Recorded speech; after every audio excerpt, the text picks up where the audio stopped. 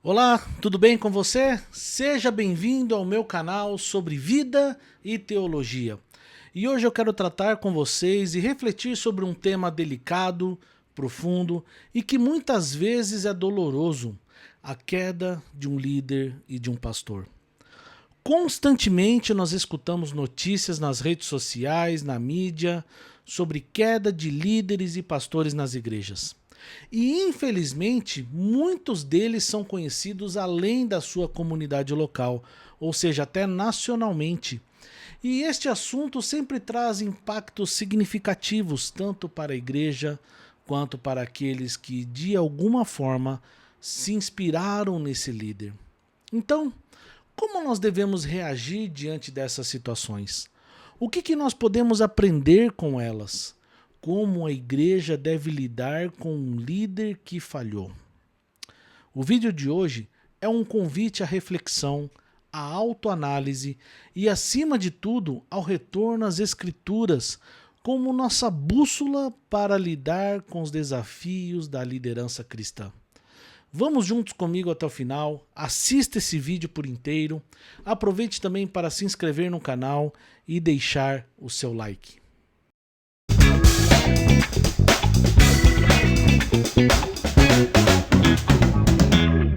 Quando um líder e um pastor caem, o que está em jogo? A liderança na igreja não é uma posição de prestígio pessoal, mas um chamado para servir. A Bíblia nos ensina que quem assume essa responsabilidade deve ser exemplo de caráter, de humildade e amor. 1 Timóteo 3, 1 a 7, Tito 1, 6 a 9 traz essas características. No entanto, há momentos em que líderes não correspondem a esse padrão e suas falhas acabam gerando consequências não apenas para ele e para sua família, mas para toda a comunidade local em que ele pastoreia e lidera. Quando um líder cristão falha, o impacto pode ser devastador. Membros da igreja sentem-se traídos, novos convertidos podem se desiludir e a própria imagem do evangelho pode ser manchada. Em alguns casos, a situação é muito agravada pela negação do erro, pela resistência da correção ou pela tentativa de minimizar os danos sem um verdadeiro arrependimento. Então, é importante lembrar que a queda de um líder não acontece de um dia para o outro. Geralmente, há sinais de alertas ao longo do caminho. Pequenos desvios e decisões questionáveis, atitudes que demonstram o endurecimento do seu coração. E muitas vezes essas questões são ignoradas até que o problema se torne grande demais para ser contornado. Isso nos leva a uma questão essencial. Como nós podemos evitar que isso aconteça?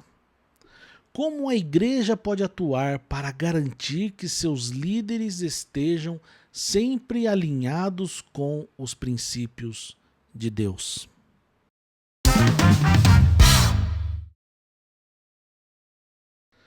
A prestação de contas é um pilar fundamental da liderança cristã. A Bíblia nos ensina que ninguém deve exercer liderança espiritual sem prestar contas. Um líder que não está disposto a ser corrigido ou que se coloca acima da disciplina está se afastando dos princípios do Evangelho. Provérbios 27:17 nos lembra que, como ferro, com o ferro se afia o homem ao seu amigo. Isso significa que ninguém, pois mais maduro ou experiente que seja, está isento da necessidade de orientação e supervisão. Infelizmente, muitos líderes caem porque se isolam ou porque não têm mentores espirituais, não são pastoreados ou simplesmente não aceitam ser confrontados. Veja, a prestação de contas envolve, primeiro, transparência.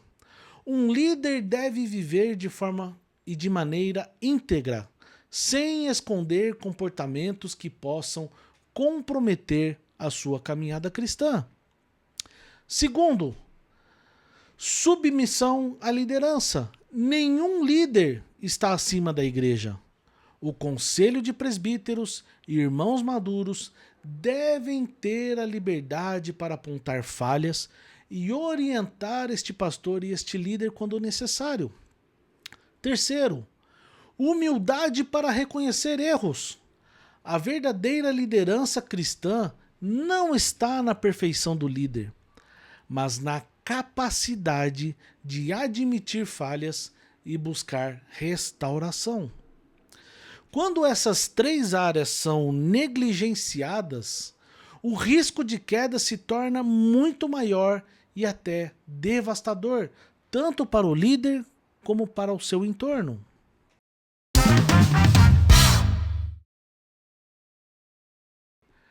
A queda de um líder cristão tem desdobramentos que vão muito além de sua própria vida pessoal.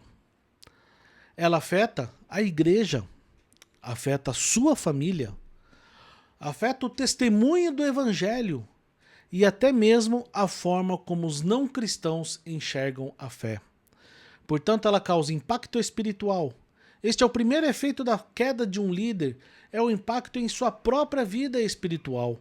Muitos entram em crise, sentem vergonha, culpa e, em alguns casos, se afastam completamente do ministério. A dor do arrependimento pode ser avassaladora, mas a Bíblia também nos mostra que Deus é misericordioso e está sempre disposto a restaurar aqueles que se humilham diante dele. A questão não é se alguém pode ser restaurado, mas é, de fato, se há um arrependimento genuíno e uma disposição para trilhar este caminho da correção de rota. Segundo, há um impacto na igreja. Quando um líder cai, a igreja sofre. Membros podem se sentir desorientados, desconfiados ou até mesmo desmotivados. Algumas igrejas entram em crise, enfrentam divisões, perdem a sua identidade. É por isso que é fundamental que a igreja tenha uma estrutura sólida, uma liderança sólida, madura. Pois se a igreja estiver centrada em uma única pessoa, sua queda pode gerar um caos. Mas se estiver fundamentada na palavra de Deus, em uma liderança plural de presbíteros e anciãos e saudável, ela conseguirá passar por essa situação de forma equilibrada. Em terceiro, impacto no testemunho cristão. Um dos efeitos mais dolorosos da queda de um líder é o impacto que isso pode ter na visão que as pessoas têm sobre a fé cristã.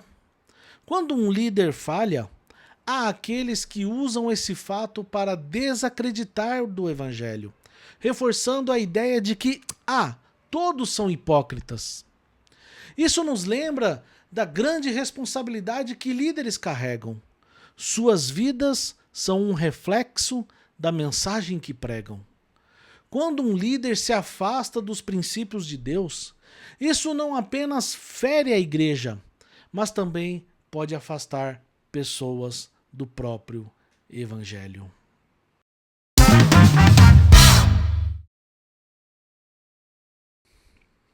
Embora a queda de um líder e de um pastor seja profundamente dolorosa, ela não precisa ser o fim de sua caminhada. Deus é um Deus de restauração.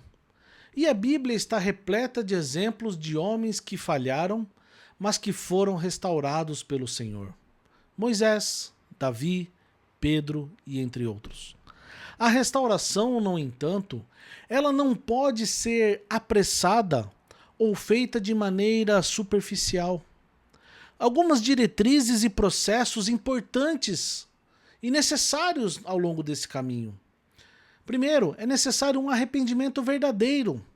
O primeiro passo para a restauração é a confissão sincera do pecado e a disposição de mudar.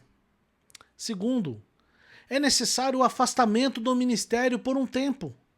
Restaurar um líder não significa colocá-lo imediatamente de volta à posição que ele ocupava. Há um tempo necessário para a cura, aprendizado, discipulado, transformação. Terceiro, é necessário o acompanhamento pastoral e discipulado. Nenhuma restauração acontece isoladamente. O líder que caiu precisa ser acompanhado por outros irmãos maduros na fé, que o ajudem nesse processo. Ele precisa passar a ser pastoreado. Quarto, é necessário reconstruir a confiança, pois a credibilidade não é restaurada da noite para o dia. É preciso um tempo de reconstrução, demonstrando frutos de arrependimento e de transformação genuína. A restauração deve ser feita com graça, mas também com responsabilidade. O objetivo não é simplesmente fazer com que essa pessoa e esse líder pastor volte ao seu cargo, mas de reconstruir a vida espiritual desta pessoa que caiu.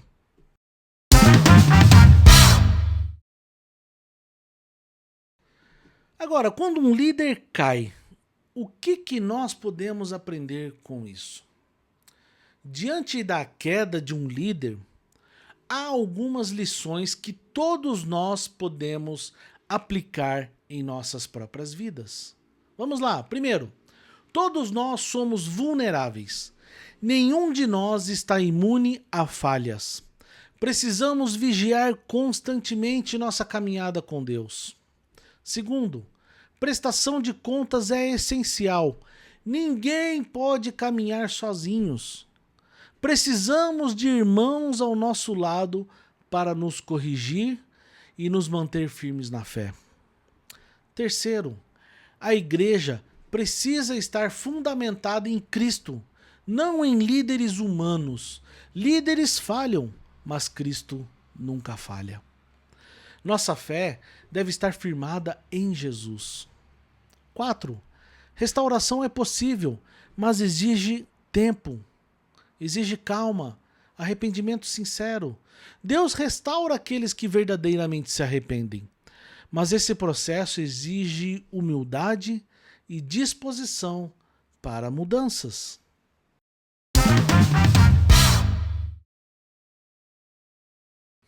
Veja, a queda de um líder é sempre um momento doloroso para a igreja. Afinal, aqueles que são chamados para guiar, pastorear e edificar o povo de Deus devem ser exemplos de fé, de integridade, de piedade. No entanto, como seres humanos, líderes também são suscetíveis a falhas e a pecados. O que diferencia um verdadeiro líder cristão não é a ausência de erros, mas é a maneira como ele lida com as suas falhas. É muito triste quando um líder cai, mas é muito importante vermos líderes que se permitam ser endireitados por sua liderança, por seus presbíteros, e reconhecem os seus pecados e buscam ser tratados para que possam voltar a andar dentro dos princípios do Evangelho e da Palavra. Esse processo não é fácil e exige humildade, arrependimento genuíno e uma disposição para prestar contas. A Bíblia nos ensina que Deus não rejeita um coração quebrantado e contrito, já diz o salmista no Salmo 51. Quando um líder reconhece os seus erros, submetendo-se à correção e à busca de restauração, ele não apenas demonstra maturidade espiritual, mas também dá um testemunho poderoso de transformação. A igreja também tem um papel fundamental nesse processo. Não devemos tratar a queda de um líder como uma condenação implacável e apontamento de dedos, como essa pessoa deve ser enforcada, mas com graça e responsabilidade. Ao mesmo tempo, a restauração não pode ser apressada e nem superficial. É necessário um tempo de arrependimento, de aprendizado, de reflexão, de uma reconstrução da confiança. Líderes que se permitem ser corrigidos mostram que seu compromisso não é com o próprio prestígio, mas com a verdade do Evangelho. E isso nos lembra que a verdadeira liderança cristã não está na perfeição, mas na disposição de ser moldado por Deus. Estes momentos podem ser um momento de aprendizado e de crescimento para todos. Se olharmos para essas situações à luz das Escrituras, nós podemos de fato usá-las como oportunidades para fortalecer a nossa fé, fazer uma autoanálise de nossa vida, aprimorar a liderança da igreja e garantir que nossas vidas estejam sempre alinhadas com o princípio do Evangelho. Então, que nós possamos aprender com essas situações, orar por nossos líderes e pastores e lembrar que a graça de Deus é poderosa para restaurar aqueles que verdadeiramente se rendem a Ele. Este vídeo é para nós refletirmos sobre como devemos lidar quando um pastor, um líder, seja de uma igreja pequena, seja um líder que tem relevância no cenário nacional, cai quando deixa o ministério pastoral e quando é disciplinado. Este vídeo também é para a gente fazer uma reflexão para que as nossas igrejas tenham, de certa forma, uma liderança saudável e bíblica. Líderes devem ser exemplos, sim, mas líderes devem nos fazer olhar para Cristo. E Cristo é o nosso modelo. Nós podemos sim nos inspirar em líderes e pastores, se esses líderes e pastores estiverem refletindo a imagem de Jesus. A intenção desse vídeo é, mais uma vez, não expor ninguém. A gente constantemente tem notícias de pastores que caem e acabam ganhando grande relevância nas mídias sociais, como aconteceu até recentemente. Mas a intenção aqui é dizer, tanto para esse pastor que caiu, quanto para a igreja, que a gente precisa parar, refletir e dizer assim, há um caminho de volta. E este caminho de volta é o caminho do Evangelho. É o caminho que reconcilia todas as coisas em Cristo Jesus. Eu sei que as feridas são abertas e que elas precisam de tempo para ser cicatrizadas. Que neste tempo nós possamos aprender a perdoar aqueles líderes que nos decepcionaram e falharam conosco. Mas que esses líderes também possam aprender a ser, através da correção, a entenderem que eles precisam se alinhar dentro das 4 linhas que regem a mensagem do Evangelho que está na Palavra de Deus. Bom, minha intenção aqui é gerar, novamente, reflexão e nada mais que isso. Que a gente possa orar pelos nossos pastores, orar pelos nossos líderes, para que eles mantenham uma conduta bíblica, reta, para que eles não percam seus olhos do Senhor, para que eles continuem a traçar um caminho de integridade, de exemplo, de piedade, de amor e de graça, para que eles possam continuar a ter autoridade para proclamar a mensagem de Jesus, para pastorear e liderar o seu povo. Muitas vezes o ministério pastoral é um ministério solitário. Muitos pastores estão caminhando sozinhos e precisam abrir os seus olhos e procurar pessoas para que esse pastor possa ser pastoreado, para que ele possa também se proteger através de uma liderança dentro da própria igreja. Igrejas não podem ter uma liderança única. Igreja precisa de um conselho de líderes. Igreja precisa de um corpo de líderes, de presbíteros, que o ajudem a pastoreá-lo, mas também pastorear a igreja. E ali, na pluralidade da liderança, o caminho de se ter uma liderança saudável se torna mais fácil. Procure pessoas maduras na fé que possam te ajudar nesta caminhada. Bom, se você gostou, deixe seu like, se inscreva no canal, comente aqui o que você achou. Mais uma vez, a intenção desse vídeo não é expor ninguém, por isso não citei nomes, não vou citar nomes. A ideia é a gente tratar sobre o princípio, sobre a situação e de que maneira a gente pode aprender com situações e olhar para a palavra de Deus e falar assim: Senhor, nos ajude a aprender com esses fatos para que a gente não possa escorregar na nossa fé. Tá bom? Então, comenta aqui também o que você achou. Compartilha esse vídeo com o seu pastor, com seus presbíteros, com a liderança da sua igreja, com aqueles que você achar que, olha, precisam ouvir e refletir sobre essa mensagem. Mesmo que a sua liderança seja saudável, eu acho que a gente sempre tem o que aprender com as coisas que acontecem em nossas igrejas.